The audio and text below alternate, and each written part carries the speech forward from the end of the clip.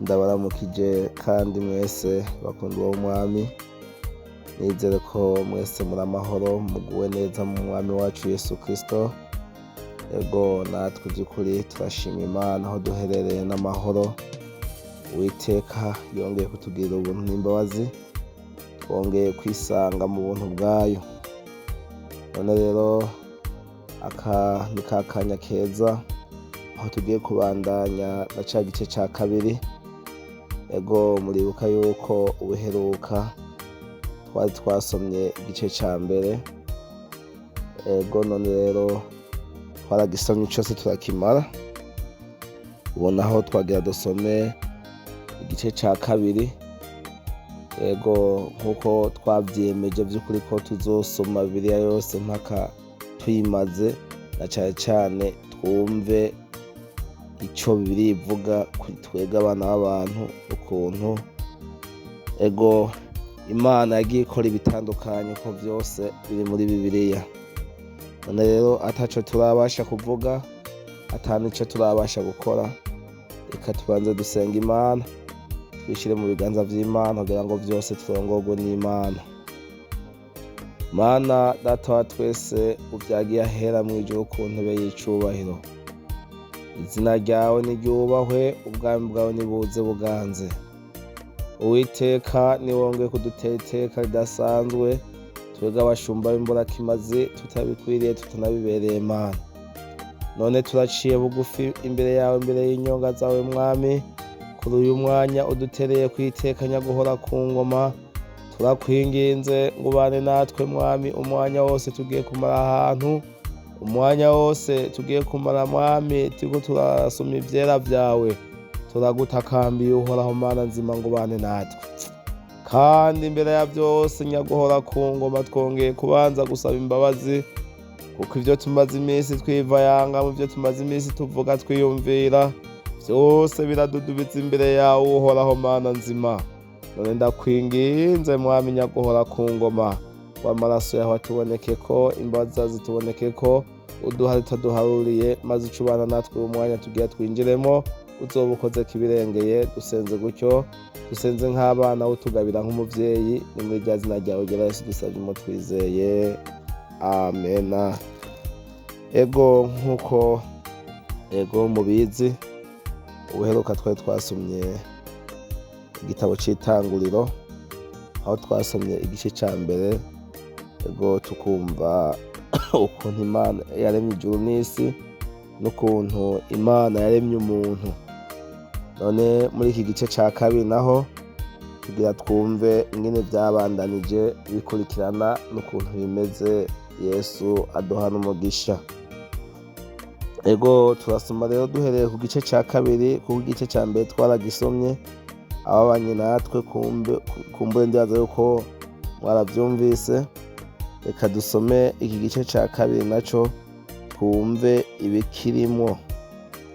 Ijambo ry'umutwe riravuga ngo Imana yeza umunsi ugira indwi. Ijuru n'isi kabiri. Ijuru n'isi binonosorwa kuremwa bo n'ibirimwo vyose vy'isinzi. Ku munsi ugira indwi Imana inonosora ibikorwa vyayo yakoze, iruhuka ku munsi ugira ndwi ibikorwa vyayo vyose yakoze. Nuko Imana ihezagira uwo munsi w'indwi, iraweza kuko ari wo Imana yaruhukiye kw'ibikorwa vyayo vyose, ivyo yaremye kandi yakoze. Ego dusome kuri 4, ariko hariho indanzi y'amajambo. Ijambo ry'umutwe riravuga ngo uburyo Imana yaremye abantu ba mbere. Aya niyo mamo y'ijuru n'isi, igihe vyaremwa, umunsi uhoraho Imana yaremeye kw'isi n'ijuru. Kandi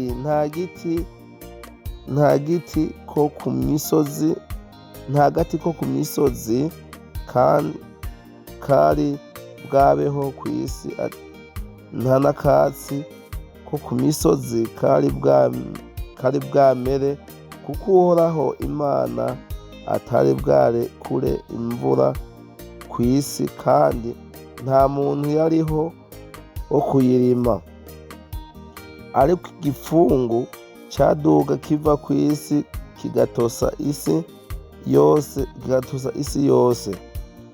Uhoraho Imana abumba umuntu mu mukungugu wo hasi, amuhumekera mu mazuru impwemu y'ubugingo, umuntu aca aba afise ubugingo. Uhoraho Imana atunganya itongo muri Edeni mu ruhande rw'iburasirazuba, arishiramwo uwo muntu yabumvye. Uhoraho Imana ahameza igiti cose c'igikundiro kibereye kuribwa, ameza n'igiti c'ubugingo hagati muri iryo tongo, ameza n'igiti kimenyekanisha iciza n'ikibi. Kandi uruzi ruturuka muri Edeni rwo kunywesha iryo tongo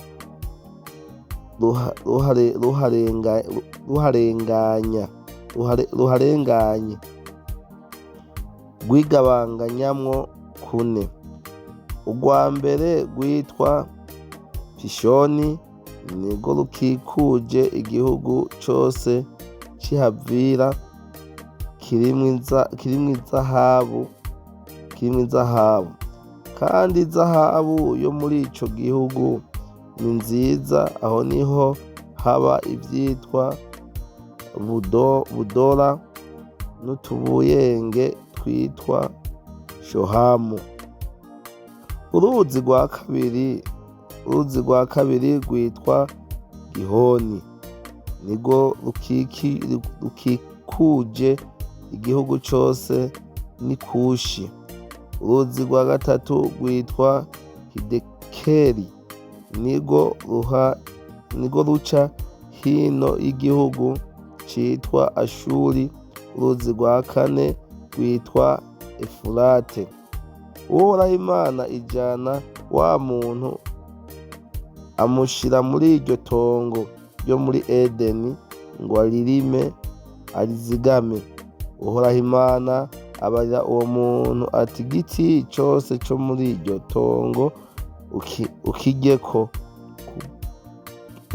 uko ugomba, ariko igiti kimenyekanisha iciza n'ikibi ntuze ukiryeko, kuko umunsi wakiriyeko uzopfa nta kabuza. Uhoraho Imana aravuga ati, si vyiza ko uyu muntu yibana wenyene, hinge ndamuronderere umufasha bikwiranye. Nuko ibikoko vyose vyo ku misozi n'ibiguruka mu kirere vyose, ivyo Uhoraho Imana yari yabumvye mw'ivu, abizanira uwo muntu ngo abirabe ingene ari avyita amazina. Kandi uwo muntu uko yise ikintu n'ubu uwo muntu n'ubu gingo cose rica riba izina ryaco. Kandi uwo muntu uko yise ikiri n'ubugingo cose rica riba izina ryaco.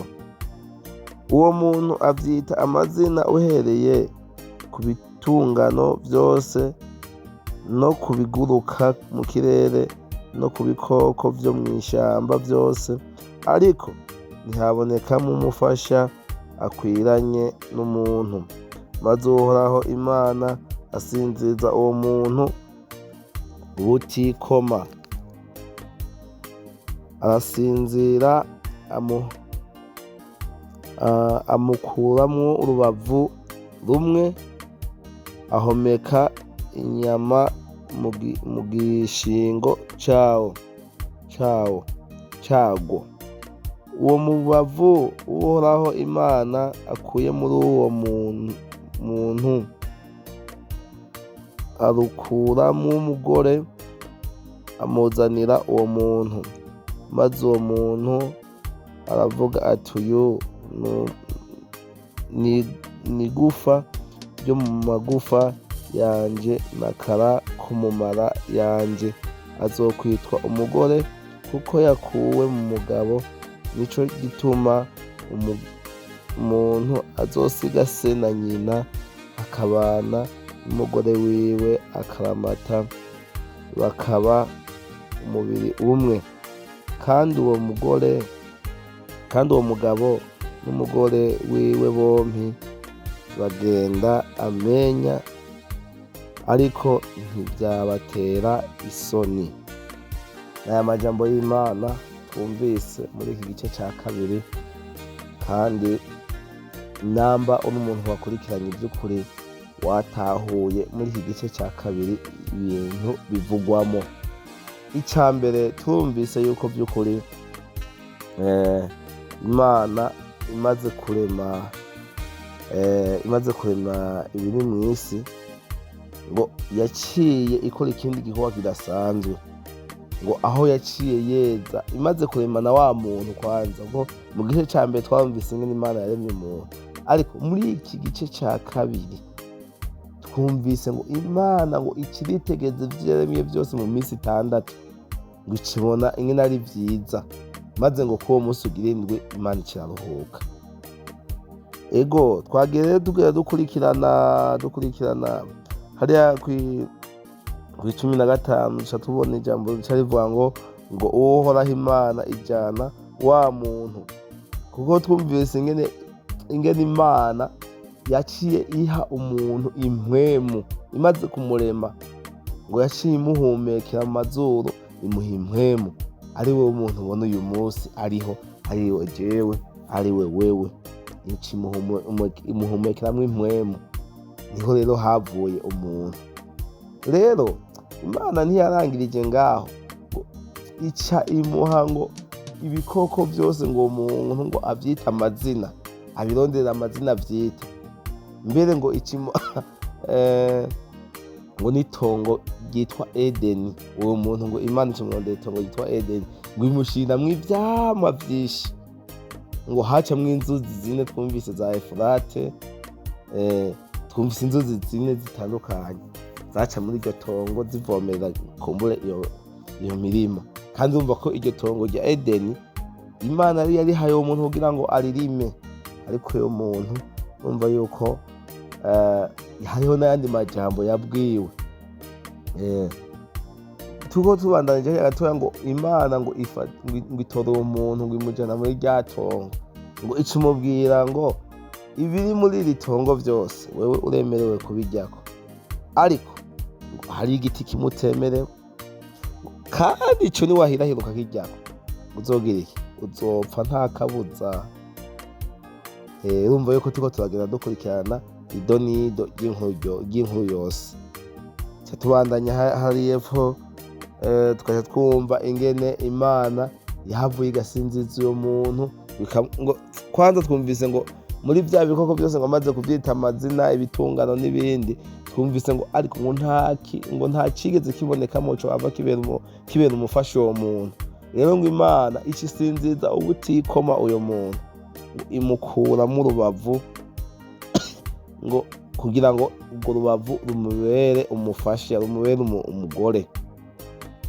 Niyo mpamvu twumvise biri ikivuga ngo niyo mpamvu umuntu ngo azosiga se na nyina akaja kubana n'umugore wiwe akaramata, bakaba umubiri umwe. Ego yari amajambo y'Imana. Rero nizere yuko nshuti mwene data ufise ico ushobora kuba watahuye muri aya majambo y'Imana. Ku munsi w'ejo ukurikiye naho tuzosoma ikindi gice ca 3, twumvirize naho ingene vyabandanije, twumvirize uko vyakurikiye, twumvirize uko Imana yabandanije gukora ibitangaza canke yabandanije kurema umuntu, uko vyakurikiye inyuma y'aba bantu Imana imaze kubarema ikabashira mu itongo, ikabaha ibikoko ngo babiganze, ikabaha isi ngo bayikoreremo bayirime, yego tuzokurikirana twumve tugende tumenya ido n'ido ya majambo uko bimeze, kuko mu gice ca mbere twarumvise ingene Imana yagiriye n'ijuru n'isi, ingene yagiye iraruhuka, ingene yahavuye ivuga ngo reka tureme umuntu mw'ishusho yacu ariwe twebwe. Hari mu gice ca kane naho twumvise ingene Imana yaduhumekeyemwo izi mpwema arizo dufise uyu munsi, twumvamwo vyinshi, twumva n'ingene umuntu yagabiwe itongo, yego twumvisemwo vyinshi bitandukanye. None rero ku munsi w'ejo naho tuzosoma igice ca gatatu, aho tuzokumva ibikurikira navyo ingene vyagenze. Ni vy'ukuri turifuza yuko tuzoza guheza Bibiliya twese twamaze gutahura twumva ikintu Bibiliya ivuga kuri twebwe. Ego none rero yaraye amajambo y'Imana, abayumvise mwese Yesu abahezagire. Twatanguye no gusenga Imana, reka turangize no gusenga Imana. Ewe uhoraho Mana uri mw'ijuru, turanezerewe kandi nyakubahwa, kuko ari wowe wongeye kutugirira neza Mana. Watanguranye natwe Yesu kuva ikiganiro gitangura, none Mwami n'aka kanya ko kurangiza twishize mu maboko yawe Mana. Urakoze ko wabanye natwe kuva tugitangura Yesu. N'aka kanya Mwami aho turangije twongeye gutanga amashimwe n'icubahiro imbere yawe. Urakoze Yesu ko wabanye natwe, urakoze ko watugiriye neza. Turasengeye Mwami aya majambo yawe, ndakwinginze umuntu wese Yesu ugende Mwami uyamwinjizemo, ayashire muri ntibate, kugira ngo yama yazirikana, yumva uko vyagenze, akurikirana iki kiganiro, yumva ukuntu vyagiye bigenda. Uhoraho yumve nuko uyu muntu uko yabayeho. Mana urakoze kibirenge, turagushimiye, turagukengurukiye Databuja. Igisigaye Mwami dusengeye n'umunsi ukurikira, urabana natwe Yesu, uratuzigamira amaboko yawe Yesu, uzoba ukoze nyakubahwa. Twe dusenze nk'abana Uhoraho, yamara uduha nk'umuvyeyi, n'irya zina ryawe ryera Yesu Kristo twizeye, amen.